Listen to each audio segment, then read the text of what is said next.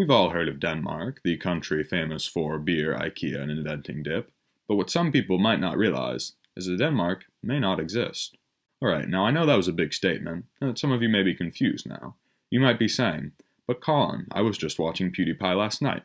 Denmark has to exist. And my response to that is, brace yourself, because what you hear might shock you. In 2011, the UN reported the population of Earth had reached 7 billion for the first time. Now obviously, the UN can't make contact with every 23-year-old incel living in a basement and playing CSGO, so they have to use a technique called estimation. Here they compile what they do know about populations, through other smaller studies, such as populations of states and cities. Then they add all of these up to create an overall world population. But the work does not end there.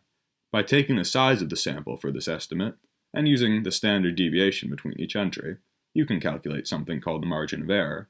This shows by what percentage the estimate may be off by, either negatively or positively. For the case of the UN study, the margin of error was between 1 to 2%. This means that the population, as reported in the survey, may be between 1 to 2% larger or smaller. In terms of people, that comes out to be a population variance of 70 million to 140 million. Even being conservative and using a margin of error of just 0.5%, that still means the estimate could be off by up to 35 million people. Now, Denmark's reported population in 2011 was 5.561 million. See the issue yet? Denmark's total population size falls well into this margin of error. This means that there is a potential that Denmark may not actually exist.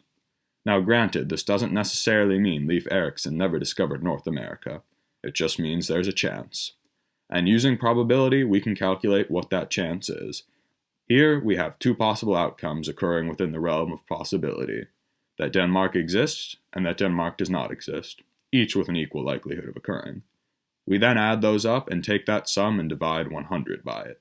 This gives us 50, which is the probability that either outcome will occur given normal distribution.